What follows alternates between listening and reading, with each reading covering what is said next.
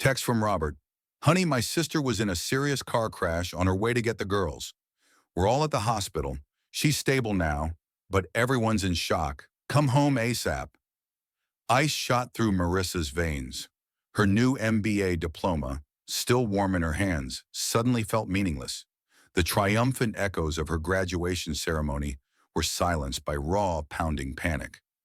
Her world tilted in that moment, a feeling many of us know all too well. As her incredible story unfolds, and you will want to hear every second, let us know in the comments where you're joining us from and what time it is. We love seeing how far these stories travel. Don't forget to subscribe and share, and as you listen, rate this story from 1 to 10 in the comments below. She raced home, a devoted wife rushing toward a family crisis. Yet the tragedy waiting for her wasn't one of twisted metal and sirens. That text message was a lie. The woman who walked through her front door that day was a wife and mother.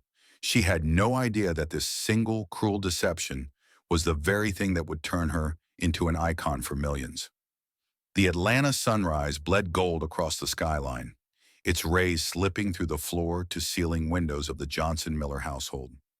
Marissa Johnson moved with the precision of a conductor, her hands a blur as she flipped pancakes, packed lunchboxes, and quizzed her twin daughters on their algebra homework. At 30, Marissa was a force of nature, her dark eyes sharp with focus, her laughter warm but fleeting. Her life was a tightrope walk, a final-year MBA student at Emory University, a part-time consultant at a downtown firm, and a mother to 2 teenage girls who seemed to grow more distant by the day. Yet to the outside world, her life was a masterpiece. A Black woman thriving in a world that rarely made room for her, married to a successful white architect, Robert Miller, who provided a life of comfort in a sleek Buckhead townhouse. But masterpieces, Marissa was learning, often hid hairline fractures. The kitchen smelled of cinnamon and coffee, the twins' chatter a soft hum beneath the morning news. Sierra, with her braids swinging, grumbled about a pop quiz, while Amber, her mirror image, scrolled through her phone, giggling at something Marissa didn't have time to ask about. "Girls, focus," Marissa said, sliding plates of pancakes across the counter. "Sierra, what's the quadratic formula again?" Her voice was firm but kind, the tone of a woman who'd mastered the art of juggling fire without getting burned. Robert appeared, his tie half knotted, his sandy hair still damp from the shower. At 34, he was the picture of success, a rising star at his firm, his charm as polished as the skyscrapers he designed. He kissed Marissa's forehead absently, his eyes already on his phone.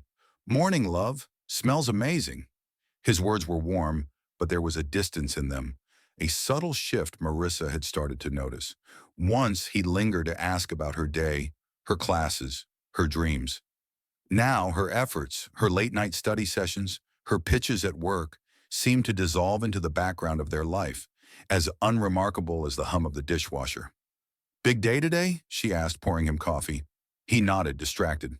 "Client dinner, can't miss it." He didn't ask about her day, though she'd mentioned her looming MBA project deadline twice that week. She swallowed the sting and turned back to the girls. "Amber, phone down. Eat." The morning unraveled as it always did. Marissa herded the twins out the door to school, grabbed her laptop, and raced to campus. Her MBA classes were a crucible, case studies, group projects, professors who seemed to expect her to fail. But Marissa didn't bend. She thrived on the pressure, her mind sharp as she dissected financial models or debated strategy with classmates who underestimated her. Work followed, a blur of meetings at the consulting firm where she was climbing the ranks, her part-time role a stepping stone to something bigger. By the time she returned home, the sun had long set, and exhaustion clung to her like a second skin. Robert was home late again, his excuse a familiar one. Work ran over. He didn't mention the cocktails with clients, the networking that stretched into the night. Marissa didn't press. She'd learned to pick her battles. Instead, she reheated dinner, graded the twins' essays, and cracked open her laptop to finish her group project. Sleep was a luxury she couldn't afford. Then came Chloe. Chloe Miller, Robert's 22-year-old sister, arrived like a storm wrapped in a smile. She was all sharp cheekbones and designer handbags, her blonde hair cascading in waves that screamed money.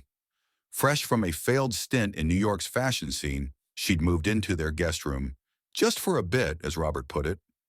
Marissa welcomed her, though something in Chloe's eyes, a flicker of resentment, made her uneasy. Chloe was charming, quick with a laugh, but her compliments always carried an edge. "Marissa, you're so driven," she'd say, the word sounding more like a diagnosis than praise. Chloe's presence shifted the house's rhythm. She monopolized Robert's attention, reminiscing about their childhood in a wealthy Connecticut suburb, a world Marissa could never fully enter. She doted on Sierra and Amber, buying them clothes Marissa couldn't afford, whispering about parties and boys in a way that made the twins light up and pull away from their mother. Worst of all, Chloe had a knack for planting seeds of doubt. "Marissa's so busy with school," she'd murmur to Robert over wine, her voice syrupy with concern. "Don't you think she's spreading herself a bit thin? A wife should prioritize her family, no?" Robert, to Marissa's dismay, started to listen. He began to see her multitasking not as a strength, but as neglect. "You're always buried in your books," he said one night, his tone clipped. "The girls need you here, Marissa. I need you." The words cut deeper than she let on. She tried to explain. The MBA was her ticket to a future where she could stand as his equal, not just his support. But Robert's eyes glazed over, his patience thin. The breaking point came on a rainy Thursday. Robert's firm was hosting a gala, a glittering event where he was to be honored. Marissa had told him weeks ago she couldn't attend. Her MBA group project was due, a make-or-break assignment. She'd begged him to understand. He'd nodded, said it was fine. But that night when he returned home, his jaw was tight, his voice cold. "You couldn't make one night for me?" he snapped.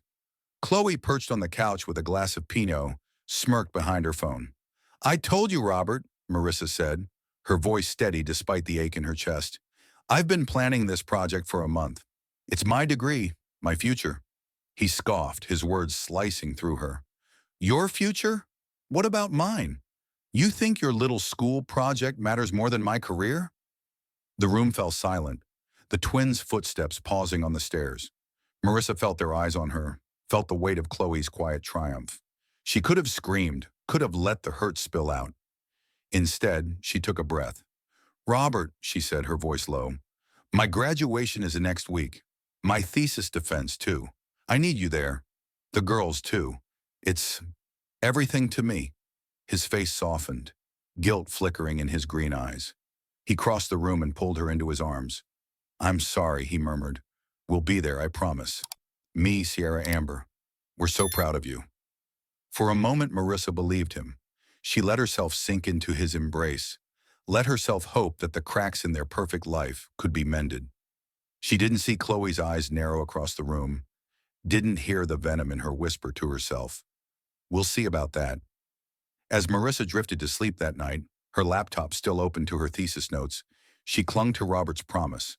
She didn't know that promises, like canvases, could tear under pressure. She didn't know that the stage was already set for a betrayal that would shatter her world. Marissa Johnson stood at the edge of the lecture hall, her heart a drumbeat against her ribs. The air smelled of polished wood and nervous sweat, the hum of anticipation filling the room as her fellow MBA candidates shuffled papers and whispered last-minute notes. She smoothed the lapels of her navy blazer, her hands steady despite the storm inside her. Today was her thesis defense, the culmination of 2 years of sleepless nights, endless revisions, and a relentless drive to prove she belonged. Her presentation slides glowed on the projector, each chart and statistic a testament to her grit. But as she scanned the front row, her eyes snagged on 3 empty chairs, reserved for Robert, Sierra, and Amber. She'd reminded them again last night, her voice soft but firm over dinner. "It's at 10 sharp," she'd said, catching Robert's gaze. "You'll be there, right?" He'd squeezed her hand, his smile warm. "Wouldn't miss it, love." The twins had nodded, distracted but agreeing, their phones buzzing with notifications. Marissa had gone to bed with a flicker of hope, imagining their proud faces in the audience, their applause lifting her through the toughest moment of her academic journey. Now, as the clock ticked past 10, those chairs remained vacant. The room dimmed as the lights focused on her, and Professor Langston, her advisor, gave her a nod. "Ms. Johnson, whenever you're ready." Marissa took a breath, forcing her eyes away from the empty seats.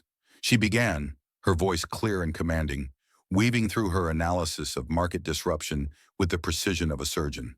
Her classmates watched, some with admiration, others with envy. She was flawless, her arguments airtight, her passion undeniable. But every few minutes her gaze flicked to the door, hoping for the sound of footsteps, the sight of Robert's familiar silhouette. Nothing. The defense ended to a round of applause, Professor Langston's rare smile signaling her success. "Outstanding work, Marissa," he said, shaking her hand. She smiled back, but the victory felt hollow, like biting into fruit only to find it rotten at the core. She slipped out to the hallway, phone in hand, and dialed Robert. Straight to voicemail. Sierra Amber. Same. Her stomach twisted, a cold dread creeping in. Had something happened? She pushed the thought away, clinging to the hope that they'd be at the graduation ceremony in 2 days. They had to be. The morning of the graduation dawned bright, the Atlanta sky a cruelly cheerful blue. Marissa stood in her cap and gown, the weight of the black robe both a shield and a burden. The Emory University auditorium buzzed with families, their laughter and camera flashes filling the air. Marissa stood alone near the entrance, her eyes scanning the crowd. She'd texted Robert that morning, "Ceremony at 2 p.m., please don't miss this." No reply, but she told herself they were just running late. Traffic, maybe, or the twins overslept. She clutched her phone, willing it to buzz. The procession began, and Marissa joined the sea of graduates, her steps mechanical. The auditorium was a kaleidoscope of color, red balloons, proud parents waving, children holding handmade signs. She took her seat, her eyes locked on the reserved section. Still empty. The ceremony dragged on, speeches blending into a dull roar in her ears. When the dean called her name, Marissa Johnson, Master of Business Administration, she rose, her legs heavy, and crossed the stage. The crowd clapped, a polite wave of sound, but there was no familiar cheer, no Sierra or Amber shouting her name, no Robert's proud grin. She gripped her diploma, the parchment cold in her hands, and returned to her seat, alone. As the ceremony ended, graduates spilled into the lobby, embraced by loved ones, bouquets of roses and lilies pressed into their arms. Marissa stood apart, her gown pooling around her like a shadow. She checked her phone again. No missed calls, no texts. Her thumb hovered over Robert's number, but before she could call, a message pinged through. It was from him. "Honey, Chloe was in a serious car crash on her way to get the girls. We're all at the hospital. She's stable now, but everyone's in shock. Come home ASAP." The words hit like a punch. Her diploma slipped from her hand, clattering to the floor. Panic clawed at her chest, drowning out the hurt of their absence. Chloe, reckless, impulsive Chloe, had been in an accident, and the girls, were they okay? Marissa's mind raced, guilt flooding her for every resentful thought she'd had about their absence. She grabbed her things and ran to her car, the world blurring past her. The drive home was a haze of red lights and honking horns, her hands trembling on the wheel. She whispered prayers under her breath, begging for her family to be safe. As she pulled into their Buckhead driveway, her heart pounded louder than the engine. The house loomed ahead, its windows glowing warmly against the dusk. She braced herself for silence, for tear-streaked faces and hospital updates. But as she fumbled with her keys at the front door, a sound stopped her cold. Music, pulsing and loud, laced with laughter. The scent of grilled steak and champagne wafted out. Marissa's stomach dropped. She pushed the door open, her gown still clinging to her shoulders, and stepped into a scene that didn't belong. The living room was a riot of color. Balloons, streamers, a banner screaming, "Congrats, grad." Robert stood by the bar, a glass of champagne in hand, laughing with a neighbor.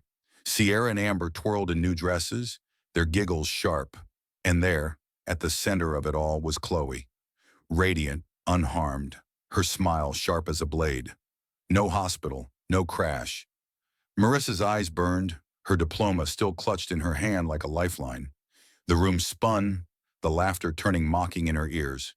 She'd run home expecting tragedy, but what she found was worse. A lie dressed up as a celebration, waiting to break her. Marissa Johnson stood frozen in the doorway of her Buckhead home, her MBA gown clinging to her like a second skin, heavy with the weight of betrayal. The living room pulsed with life. Laughter, clinking glasses, the thump of bass from a playlist Sierra and Amber had no doubt curated. Balloons bobbed against the ceiling, their metallic sheen mocking the "Congrats Grad" banner strung across the fireplace. The air was thick with the scent of rosemary and champagne, a cruel contrast to the sterile auditorium where Marissa had stood alone just hours ago, clutching her diploma to the polite applause of strangers. Her phone still burned in her hand, Robert's text about Chloe's car crash, glowing like a fresh wound.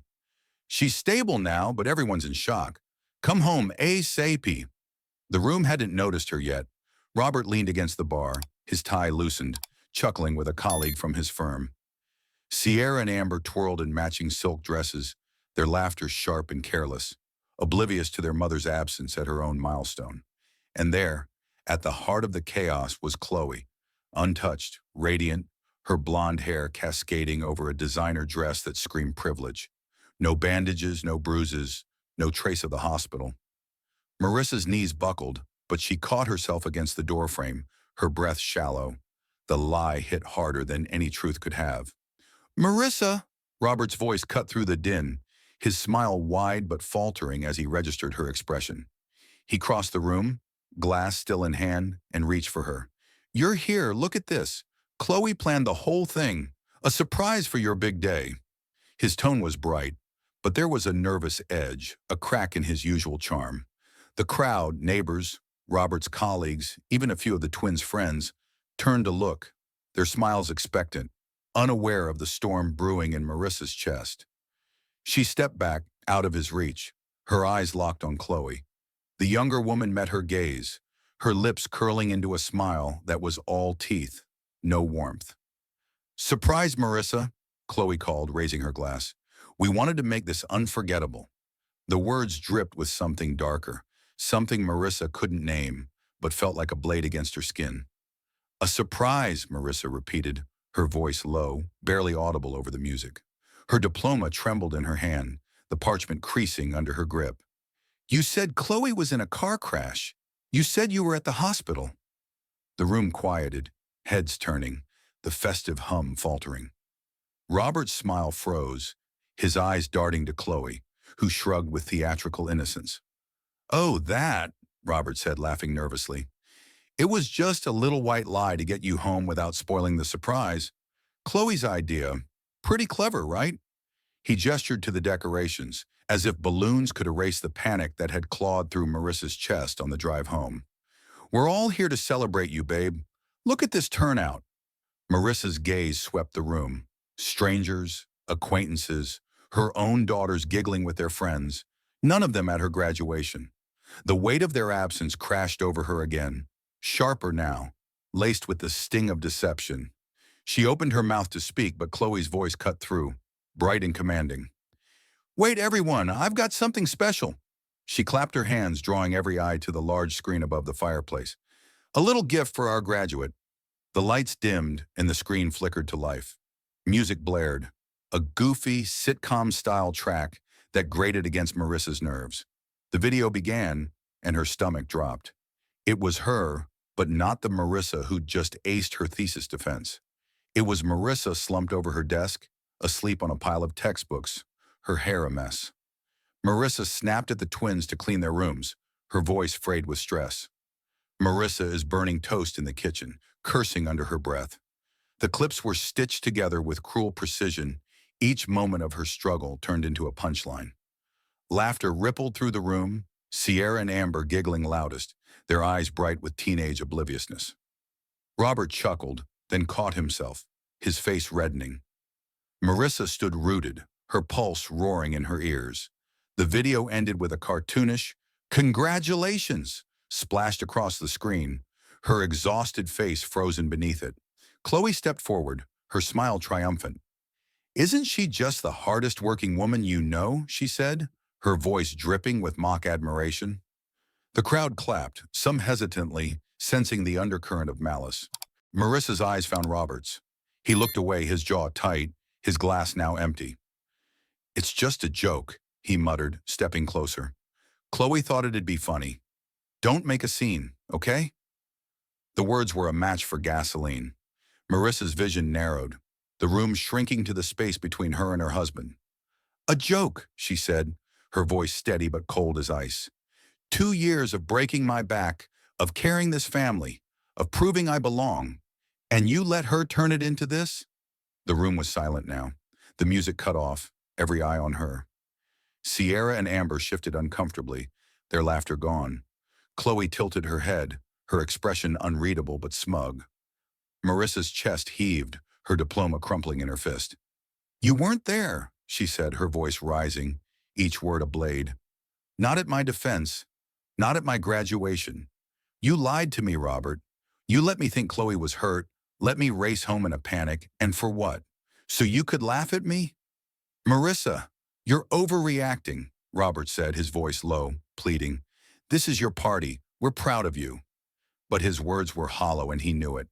The crowd shifted, awkward, some slipping toward the door. Marissa's eyes burned with tears she refused to let fall. She turned to Chloe, who stood untouched by the tension, sipping her champagne. "You planned this," Marissa said, her voice deadly quiet. "You wanted to humiliate me." Chloe's smile didn't waver. "Oh, Marissa, don't be so dramatic. It's just a bit of fun." But her eyes gleamed with victory, and Marissa saw it. The jealousy, the resentment, the need to tear her down. She turned back to Robert, searching for the man who'd promised to be there, who'd held her just nights ago and sworn his support. He wouldn't meet her gaze. The room felt like a cage, the air too thick to breathe. Marissa's heart, already bruised, shattered under the weight of it all. The lie, the video, the laughter, the empty chairs. She straightened, her voice cutting through the silence. "This isn't a celebration. This is a mockery, and I'm done." She turned, her gown sweeping the floor, and walked toward the stairs, her steps deliberate, her head high. The crowd parted, their whispers trailing her like ghosts. She didn't look back, not at Robert's stammered apologies, not at the twins' confused faces, not at Chloe's triumphant smirk. The truth had been laid bare on that screen, and it wasn't just the video. It was the life she'd been living, invisible, in her own home. Marissa Johnson climbed the stairs of her Buckhead home, each step a deliberate act of defiance against the chaos below. The echoes of the surprise party, Chloe's mocking video, Robert's weak excuses, the twins' careless laughter, chased her like a shadow, but she refused to let them pull her back. Her MBA gown, still draped over her shoulders, felt like armor now, its weight grounding her as she moved through the house that no longer felt like hers. The diploma in her hand, creased from her grip, was a reminder of what she'd fought for, what she'd earned despite the betrayal. Her heart pounded, not with panic, but with a clarity that burned like fire. She was done being invisible. In the master bedroom, Marissa moved with ruthless efficiency. She pulled a suitcase from the closet, its leather worn from years of business trips and family vacations. She packed only what mattered: her laptop, her work files, a few changes of clothes, and the photo of her late mother that sat on her nightstand. Her hands didn't tremble. Her mind was a steel trap, focused on the task. She moved to the twins' rooms next, grabbing their school bags, their favorite hoodies, and the stuffed bear Sierra still hid under her pillow despite her protests of being too old. Marissa didn't know where they'd go yet, but she knew they couldn't stay here. Not in a house where her worth was reduced to a punchline. Downstairs, the party had unraveled. The music was off, the guests murmuring awkwardly as they slipped out the door. Marissa heard Robert's voice, low and urgent, calling her name as she descended the stairs, suitcase in one hand, the twins' bags in the other. He stood in the foyer, his face pale, his tie askew. "Marissa, wait, let's talk about this," he pleaded, stepping toward her. Sierra and Amber hovered behind him, their eyes wide, confusion replacing their earlier giggles. Chloe lingered by the bar, her champagne glass still in hand, watching with the smug detachment of someone who'd lit a fuse and stepped back to admire the explosion. There's nothing to talk about, Marissa said, her voice steady, cutting through the tension like a blade. She set the bags down, her gaze locked on Robert's. You lied to me. You let your sister turn my life's work into a joke. You weren't there when I needed you most. Not at my defense, not at my graduation. You chose this. She gestured to the balloons, the half-eaten cake, Chloe's smirk. Over me. Robert's mouth opened, then closed, his hands rising as if to grasp for an excuse that wasn't there. It was a mistake, he stammered. I thought this would make you happy. I didn't know Chloe would. I didn't mean for it to go like this. His voice cracked, but Marissa saw through it, the guilt of a man caught, not repentant. She shook her head, her lips pressing into a thin line. This isn't about the party, she said, her words slow, deliberate, each one landing like a stone. It's about you letting me fight alone. It's about you letting Chloe tear me down while you stood by and laughed. You didn't protect me, Robert. You didn't even see me. Her voice trembled on the last word, not from weakness, but from the raw truth of it. The room was silent, the air heavy with the weight of her words. Sierra and Amber shifted, their eyes darting between their parents, sensing the ground shifting beneath them. Chloe stepped forward, her heels clicking on the hardwood. Oh, come on, Marissa, she said, her tone light but laced with venom. You're making this so much bigger than it is. It was just a bit of fun. You're a graduate now, right?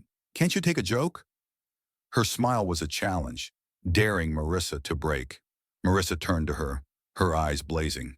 A joke? She said, her voice low, dangerous. My sleepless nights, my sacrifices, my dreams. That's what you call a joke? You've been trying to erase me since the day you walked into this house, Chloe. And you, she turned back to Robert, her finger pointing like a judge's gavel. You let her. Robert flinched, his hands dropping to his sides. Marissa, please, let's just... No. The word was final, a door slamming shut.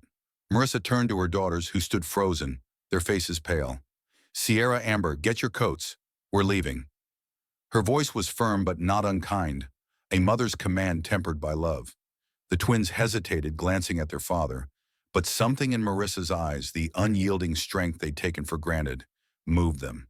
They grabbed their coats, their movements slow, uncertain. Where are you going? Robert asked, his voice rising with desperation.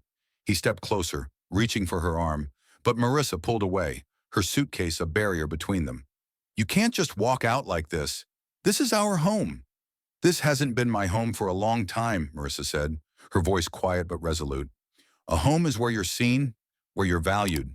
I need a place where my existence matters. She looked at her daughters, their faces a mix of fear and awe. Girls, let's go. She walked to the door, the twins trailing behind, their bags slung over their shoulders. The night air was cool, the Atlanta skyline glittering in the distance, indifferent to the fracture of her world.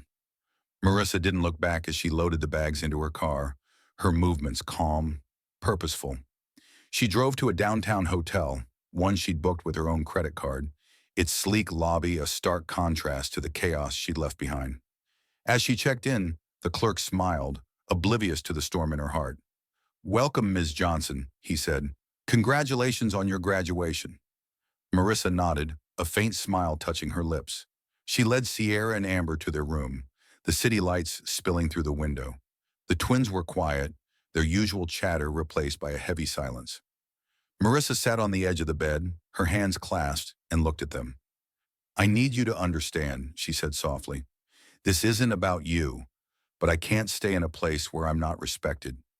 You deserve a mother who's whole, not broken.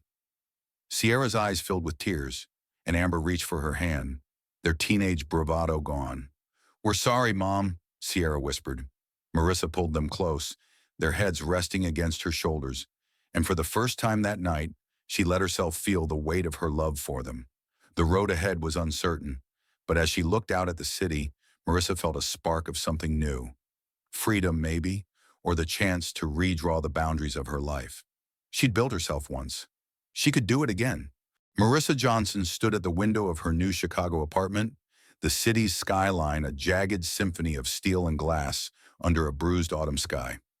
The wind carried the hum of Lake Michigan, a restless energy that matched her own. It had been a week since she'd left Atlanta, left Robert, left the house that had caged her spirit. With Sierra and Amber at her side, she'd accepted a job offer from a top consulting firm in Chicago, a leap into a new life funded by her own savings, not Robert's wealth. The move was a clean break. No alimony, no negotiations, just her will to start anew.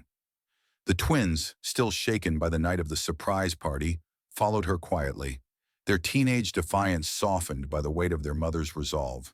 The apartment was modest but hers, its bare walls a canvas for a future she'd paint alone. Marissa unpacked slowly, each item a choice. Her mother's photo, her MBA diploma, a single mug for her late-night coffee. The twins settled into their shared room, their chatter tentative but growing. They were adjusting, but Marissa felt the ache of their unspoken questions, why they'd left, what came next. She didn't have all the answers, only a fire in her chest that refused to flicker out. She'd been invisible too long, and Chicago was her chance to be seen. That first week, alone in the quiet hours after the girls slept, Marissa opened her laptop and began to write. She called it the fine print of a perfect life, a blog born from the raw edges of her pain. Her fingers flew across the keys, spilling out the truth. The exhaustion of being a black woman in a white world, the loneliness of a marriage that demanded her silence, the betrayal of a family who'd laughed at her triumphs. She wrote of the empty chairs at her graduation, the cruel lie of Chloe's accident, the video that turned her struggle into a joke. Each post was a catharsis, a reclaiming of her voice. She didn't expect anyone to read it, just needed to set the words free. But the words found wings.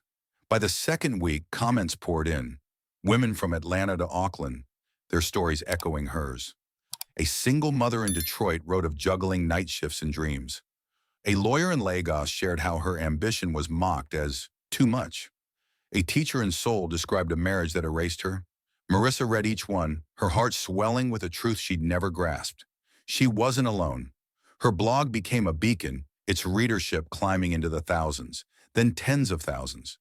Strangers called her brave, a voice for the invisible women who carried worlds on their shoulders. Marissa leaned into it. She posted daily, her words sharp and unflinching, weaving her story with those of her readers. She wrote of the microaggressions she'd faced in her MBA program, the assumptions that she was less than because of her skin, her gender, her roots. She wrote of the twins, how their laughter had once cut her, but now grew into respect as they saw her fight. The blog became a community, a digital hearth where women shared their scars and strengths. Marissa answered every comment, her nights stretching long, but her spirit alight. She was no longer just surviving, she was building. The world took notice. A local Chicago magazine ran a feature on her, dubbing her the voice of the unseen. Invitations followed, podcasts, guest columns, speaking gigs. Marissa hesitated at first, her old insecurities whispering that she wasn't enough. But each time she stood before a microphone or a crowd, she saw the faces of her readers, women like her, hungry for someone to name their truth. She spoke with the same fire she'd brought to her thesis defense, her voice steady but electric, pulling listeners into her orbit. The twins watched wide-eyed as their mother transformed from the woman who packed their lunches into a force who commanded rooms. Sierra and Amber were changing too. In Chicago, away from Chloe's influence and their father's wealth, they began to see Marissa not just as mom, but as a woman with her own battles. One night, Amber found the blog on her phone, scrolling through posts while Marissa cooked dinner. "Mom," she said, her voice small, "I didn't know how hard it was for you." Sierra joined her, tears in her eyes. "We were so stupid, laughing at that video. We didn't get it." Marissa set down her spatula, pulling them into a hug. "You're learning," she said softly. "That's enough." Their bond tightened, forged in the quiet moments of their new life. Board games on the floor, late-night talks about school, dreams, mistakes. Marissa's rise wasn't without pain. She thought of Robert sometimes, the man she'd loved, the promises he'd broken. She didn't hate him, but she mourned the life they might have had if he'd seen her worth. Her blog posts never named him, but they didn't need to. The truth was in the spaces between her words. Readers filled in the blanks, their comments a chorus of support, urging her forward. She didn't look back, not when a national women's magazine asked her to write a cover story, not when a TV producer called about a documentary. Her voice was her power and she wielded it like a blade, cutting through the silence that had once confined her. By winter, the fine print was a movement. Marissa's inbox overflowed with messages from women starting their own blogs, leaving toxic relationships, chasing dreams they'd buried. She organized virtual meetups, her screen filled with faces from every corner of the globe, their stories weaving a tapestry of resilience. She stood taller, her laughter brighter, her eyes no longer searching for approval. Chicago's skyline became her backdrop, its vastness a mirror to her own possibilities. She'd left Atlanta with nothing but her daughters and her degree, but she'd built a world where her voice mattered, a world that listened. As spring approached, Marissa received an email that stopped her cold, an invitation to speak at a national women's conference in Chicago. Not as a guest, but as the keynote speaker. She stared at the screen, her breath catching. This wasn't just a stage, it was a platform, a chance to amplify the voices of millions. She thought of her mother, who'd raised her alone, who'd taught her to stand firm. She thought of the empty chairs at her graduation, the lie that had broken her open, and she thought of the woman she'd become, not in spite of the pain, but because of it. Marissa typed her acceptance, her fingers steady, her heart full. Her voice was rising, and the world was ready to hear it. The Atlanta skyline glittered beyond Robert Miller's office window, but the view offered no comfort. His desk, once a shrine to his architectural triumphs, was now a chaos of unopened emails, crumpled blueprints, and cold coffee. 6 months had passed since Marissa walked out, taking Sierra and Amber with her, leaving the Buckhead house as hollow as Robert's chest. The silence was deafening. No morning pancakes, no teenage laughter, no Marissa's steady presence anchoring his world. He'd thought he could weather her absence, that his career, his charm, his life would hold. But the cracks Marissa had exposed that night, the night of the cruel surprise party, had spiderwebbed into every corner of his existence. Robert's days unraveled. Meetings blurred into arguments with clients. His once sharp designs now uninspired, rejected. His colleagues whispered, their respect waning as his focus crumbled. At home, the emptiness was worse. The kitchen, once alive with Marissa's warmth, was a mausoleum of takeout containers and dirty dishes. Chloe's presence, once a comfort, now grated. Her endless chatter about parties and influencers filled the space Marissa had left, but it was a poor substitute. Robert saw it now. Chloe's jealousy, her subtle sabotage of his marriage. He'd been blind, too caught up in his own ego to notice the poison she'd fed him. One night, after a particularly brutal day at the firm, Robert confronted her. Chloe lounged on the couch, scrolling through her phone, her designer heels tossed carelessly by the door. "You need to leave," he said, his voice low, trembling with a rage he'd never turned on her before. "This is your fault. That video, that lie about the accident. You pushed Marissa away." Chloe's eyes widened, but her smirk didn't falter. "Oh, please, Rob. She was never right for you. Too ambitious. Too different. I did you a favor." The words were a slap, and Robert's hand shook as he pointed to the door. "Get out. Now." Chloe left, her suitcase packed with the same careless arrogance she'd brought into his home. But her absence didn't fill the void. It only deepened it. In Chicago, Sierra and Amber were finding their footing. The city's pulse had reshaped them, stripping away the entitlement they'd worn like armor in Atlanta. Their new school, less elite but more diverse, forced them to confront their privilege. They missed their father, but Marissa's strength was a beacon, pulling them toward her light. One evening, Amber stumbled across the fine print of a perfect life while procrastinating on homework. She read a post about Marissa's graduation, the empty chairs, the lie, the video, and her breath caught. "Sierra, you need to see this," she whispered, her voice thick. They sat together, scrolling through their mother's words, each post a window into her pain, her resilience, her humanity. The twins cried that night, their sobs muffled by pillows. They saw Marissa now, not just as mom, but as a woman who'd fought for her place in a world that tried to erase her. The next morning they called her, their voices trembling over the phone. "We're so sorry, Mom," Sierra said, tears choking her words. "We didn't understand. We were awful." Amber added, "We laughed at that stupid video. We didn't know what it meant to you." Marissa, sitting in her Chicago office, her desk piled with consulting reports, felt her heart crack open, not with pain, but with hope. "You're here now," she said softly. "That's what matters."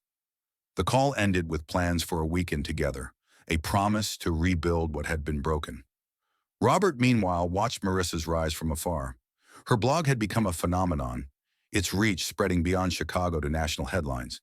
He saw her on a morning show, her dark eyes fierce yet warm, her voice commanding as she spoke of resilience and reinvention. She was radiant, a version of Marissa he'd never fully seen because he'd never looked. He scrolled through her posts late at night, each one a mirror to his failures. She didn't name him, but he felt the weight of his absence in her words, the echo of his betrayal. He'd lost her, not to another man or to time, but to his own blindness. He'd taken her for granted, let Chloe's venom cloud his judgment, and now he was paying the price. He tried to reach out once, a tentative email. "Marissa, I'm sorry. I see you now. I'm so proud of you." She didn't reply. He didn't expect her to. Her silence was louder than any argument, a confirmation that she'd moved beyond him. Robert's world shrank. His firm demoted him, his social circle dwindled, his house a tomb of regret. He kept a photo of Marissa on his desk, a candid from their early days, her smile unguarded. It was all he had left of her, a reminder of the woman he'd failed to cherish. In Chicago, Marissa thrived.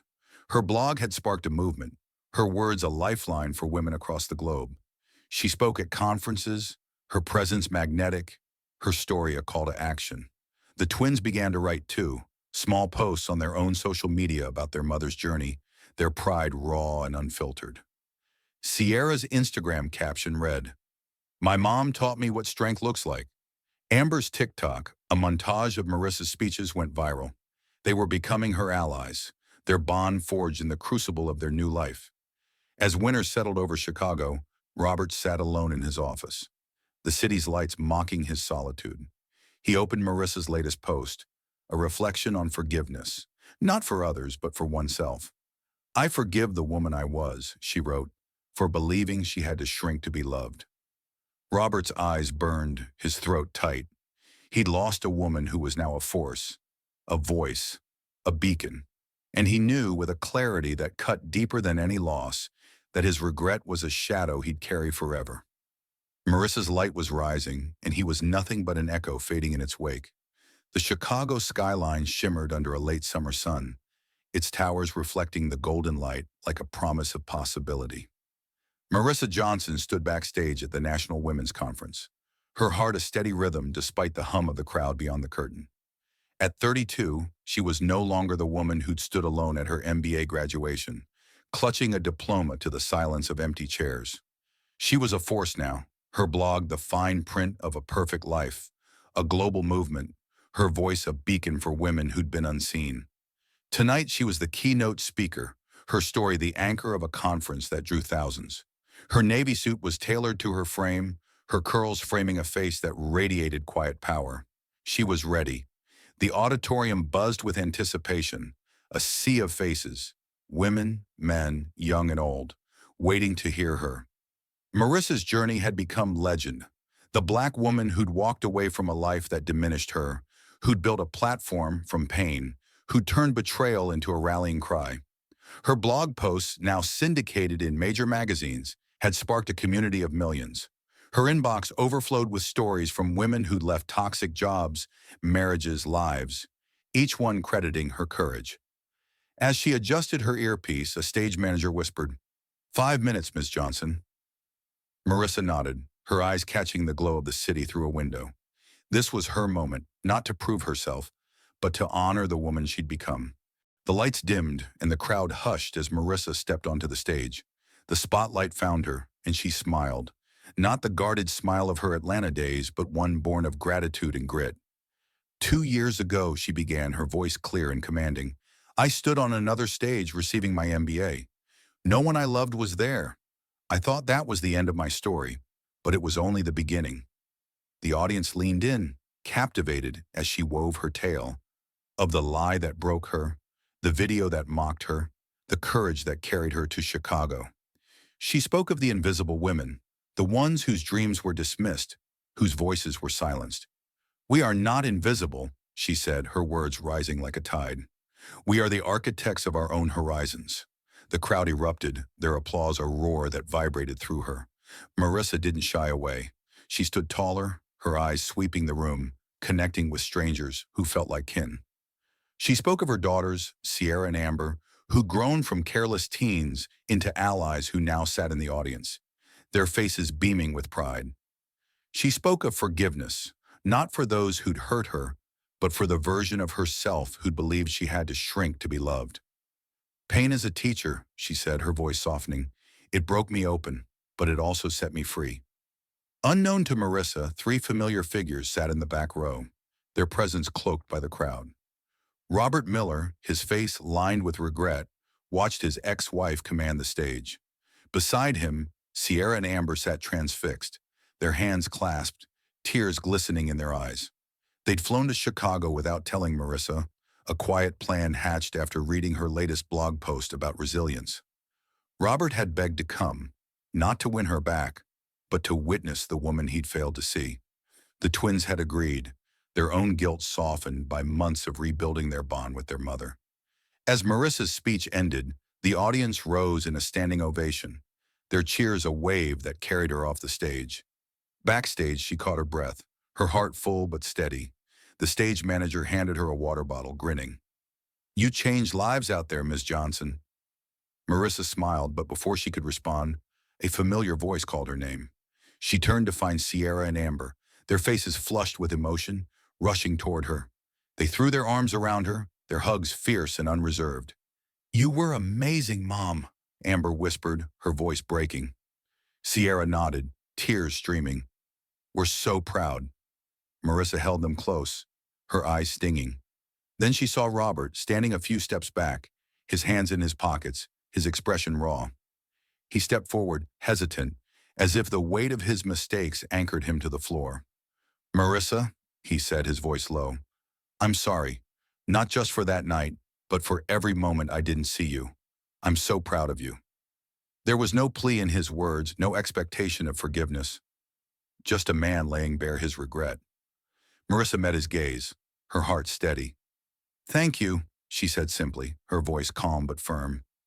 She didn't need his apology to move forward, but she accepted it, a quiet nod to the love they'd once shared. The moment passed, and the twins pulled her toward the green room, chattering about the speech, their pride spilling over. Marissa felt a warmth settle in her chest, not just for her daughters, but for the life she'd built. As they left the venue, her phone buzzed, a call from a major publisher. "Ms. Johnson," the voice said, "we'd like to turn your blog into a book. Your story needs to be in every hand." Marissa paused, the Chicago night alive around her, its lights a constellation of possibility. "Let's talk," she said, her voice steady, a smile tugging at her lips. She hung up, turning to the window of a nearby skyscraper, where the city's glow reflected her silhouette. Sierra and Amber flanked her, their laughter mingling with the hum of the street. Marissa looked out at the horizon, vast and uncharted, and felt no fear.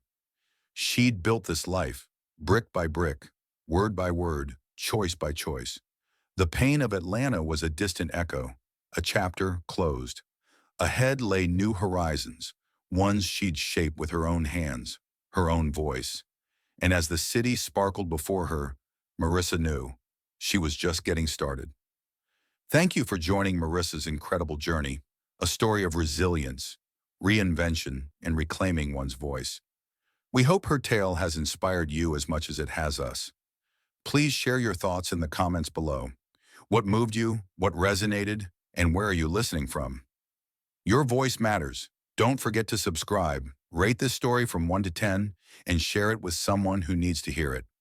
Until next time, keep chasing your own horizons. We'll see you soon.